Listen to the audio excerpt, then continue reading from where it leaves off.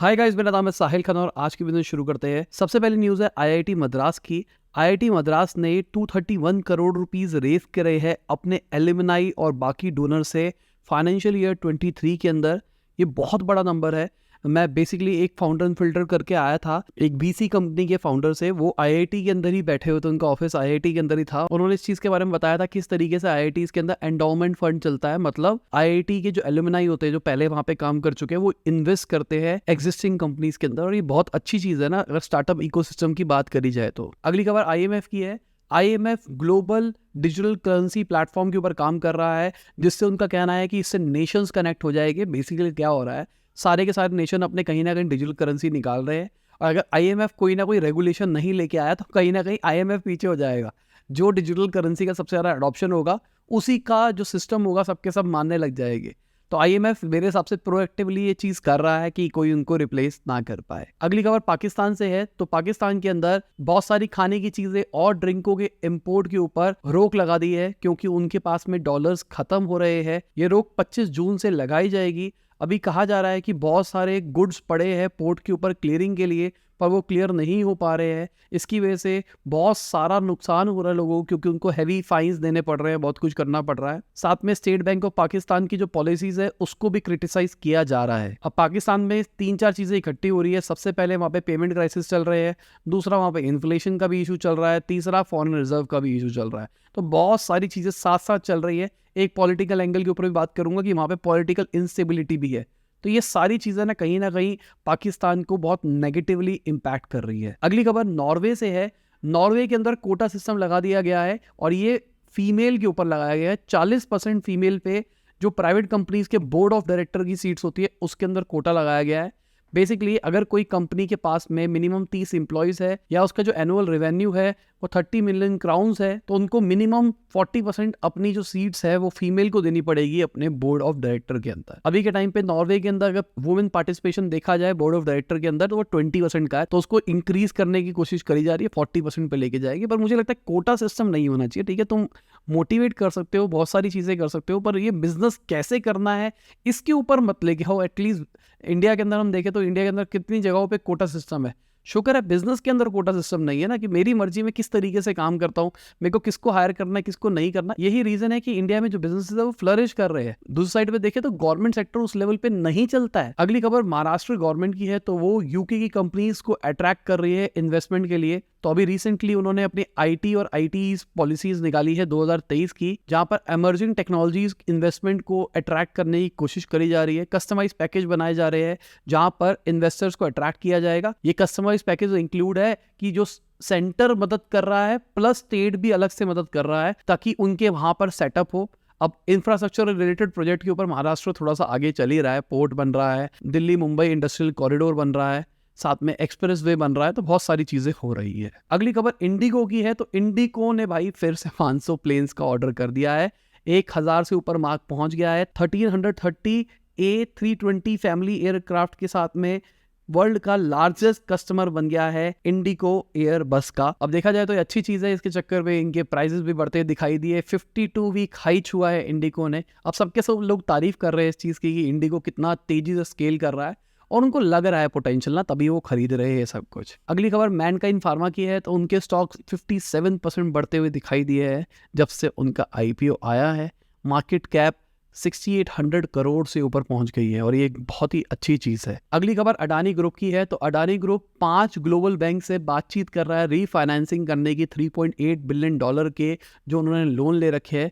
Basically $3.8 billion का उन्होंने loan लिया था अंबुजा सीमेंट को खरीदने के लिए पिछले साल। अब थोड़ा सा उनका करंट चल रहा है, तो इस चक्कर में वो उसको रीफाइनेंस कर रहे हैं बेसिकली लंबे टाइम के लिए। मान लो तो उन्होंने 3 साल के लिए लोन दिया था, अब 10 साल के लिए उस लोन को लेके जा रहे हैं। अब देखा जाए तो अडानी ग्रुप के लिए ये होने वाला है एक्चुअल टेस्ट, कि उनकी जो ग्लोबल क्रेडिट लाइंस है वो किस तरीके से काम करती है, क्या उनको मिलेगा या फिर नहीं मिलेगा। कहा जा रहा है 3 से 4 महीने के अंदर ये सब कुछ कंप्लीट हो जाएगा, और जो प्रीवियस जितने भी लेंडर्स थे ना वो सबके सब पार्टिसिपेट कर सकते हैं।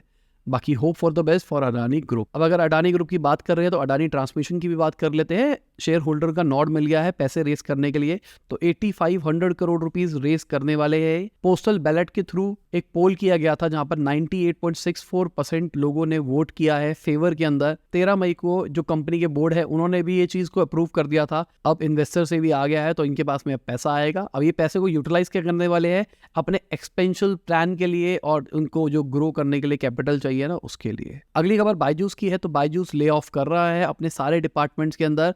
रिपोर्ट्स की अगर मान के चले तो 1000 और एम्प्लॉइज को निकाल रहा है। कहा जा रहा है रीस्ट्रक्चरिंग हो रही है, इसलिए कर रहे हैं। अभी के टाइम पे जो इनकी वर्कफोर्स है ना, वो 50,000 एम्प्लॉइज के आसपास है, जो कि बहुत अच्छा नंबर है देखा जाए तो। पर कहानी ये है, अभी रिसेंटली ये लीगल बैटल के अंदर फंसे है।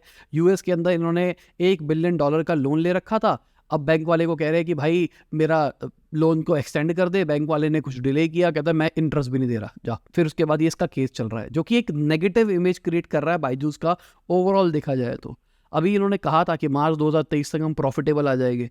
अगर तुम प्रॉफिटेबल आ जाओगे तो ये तो दिक्कतें सही नहीं लगती ना, ये दिक्कतें नहीं होनी चाहिए। क्योंकि इन्होंने कहा था कि आने वाले 6 महीने के अंदर हम अपनी 5% वर्कफोर्स को निकालेंगे, 2500 एम्प्लॉयज़ को निकालेंगे।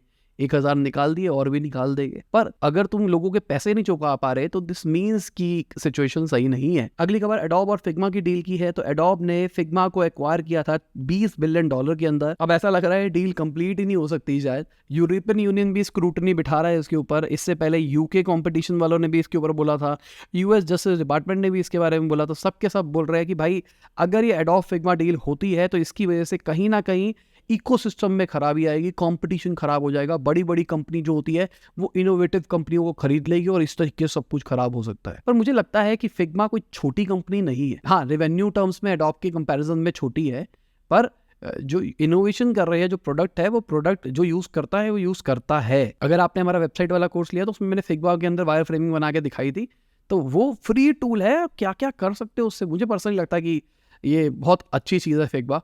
और एडोब ने फिग्मा क्यों खरीदा, क्योंकि जो एडोब का XD है जो कि फिग्मा का ऑल्टरनेटिव है वो पेड है, वो उसके क्रिएटिव क्लाउड के साथ में आता है। तो कहीं ना कहीं ये फिग्मा को खरीद के अपने आप को एक्सपैंड कर रहे थे। तो मुझे लगता है कुछ गलत नहीं था इसके अंदर। अब जिस तरीके से AI आ रहा है तो हो सकता है वायर फ्रेमिंग वगैरह के अंदर भी, फिग्मा के अंदर भी हमको बहुत नेक्स्ट लेवल AIs मिलने लग जाए। अगली खबर इंटेल की है, तो इंटेल 30 बिलियन यूरो का प्लांट लगा रहा है जर्मनी के अंदर।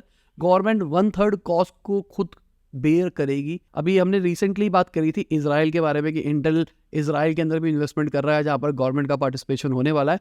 सिमिलरली जर्मनी के अंदर भी ऐसा ही कर रहे हैं। तो अब जर्मनी के अंदर जाने के बाद में यूरोप में और अच्छे तरीके से एक्सपैंड हो पाएगा इंटेल। अगली खबर गूगल की है, तो गूगल इंडिया के अंदर अपने पिक्सल फोन्स को असेंबल कर सकता है। कहा जा रहा है कोविड रिलेटेड रिस्ट्रिक्शन जो चाइना के अंदर चल रही है उसकी वजह से वो प्लांट को शिफ्ट कर रहा है। पर मेरा मानना है कहीं ना कहीं गवर्नमेंट बेनिफिट दे रही है, उनको लगता है कि इंडिया में प्लांट लगाना सही है।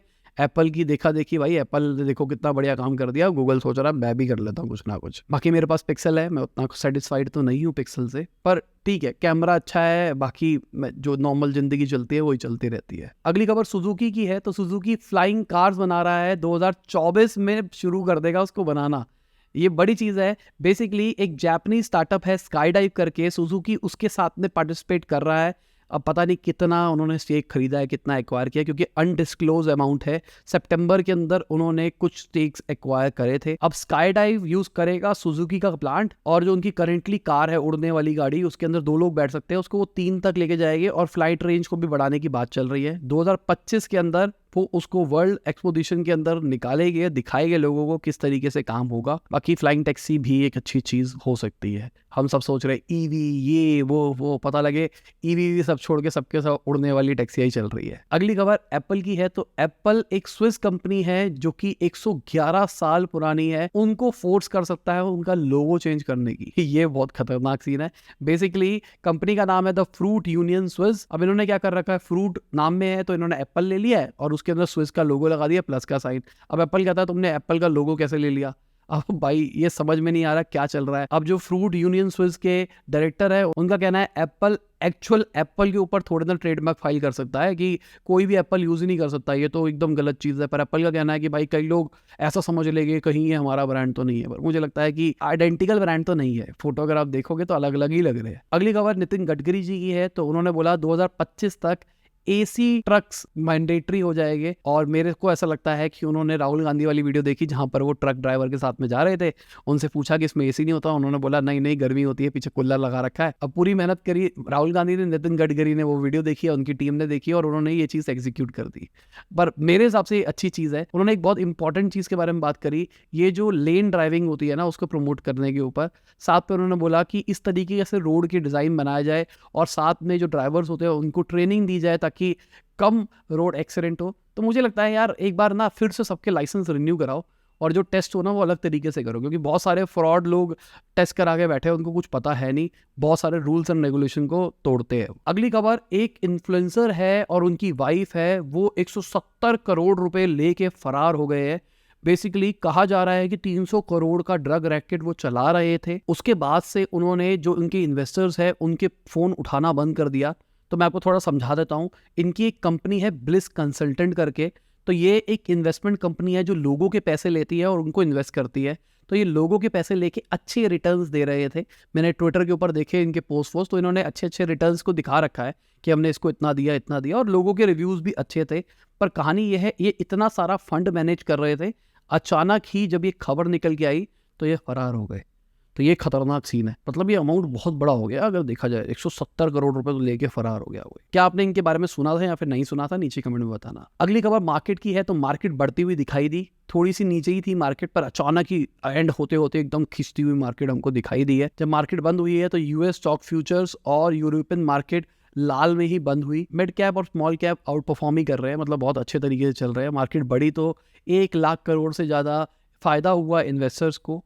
अगर मैं करेंसी की बात करके चलूँ तो करेंसी घटती हुई दिखाई दी 17 पैसे। अगर मैं एनालिस्ट की बात करके चलूँ तो उनका कहना है कि अभी मार्केट उतनी स्मूथ शायद नहीं चलेगी, क्योंकि अभी इंटरेस्ट रेट की अनसर्टेनिटी है, साथ में ग्लोबल इकोनॉमिक स्लो डाउन हो रहा है, साथ में इन्फ्लेशन की प्रॉब्लम्स आ रही है। तो मीडियम टर्म में सिचुएशन शायद ऊपर नीचे जा सकती है। बाकी आप मार्केट देख सकते हैं किस तरीके से रही है। टाटा मोटर्स हमको बढ़ता हुआ दिखाई दिया है और बजाज फाइनेंस, बजाज फिनसर्व हमको घटता हुआ दिखाई दिया है। इसी के साथ आज के बिजनेस न्यूज़ खत्म होती है। उम्मीद करता हूं आपको मजा आया होगा। लाइक कर देना, शेयर कर देना, कमेंट बताना वीडियो कैसी लगी। बाय, गुड नाइट, शबा खैर, खुदा हाफिज़, गुड मॉर्निंग और आफ्टरनून जब भी आप वीडियो देख रहे हैं। जय हिंद, वंदे मातरम। और मेरे को डिस्ट्रैक्शन चाहिए तो इस चक्कर में न्यूज़ तो मैं डाल रहा हूँ। मतलब मैं घर पे अकेला बैठा बैठा उल्टे सीधे थॉट आते हैं। बाय, चलो।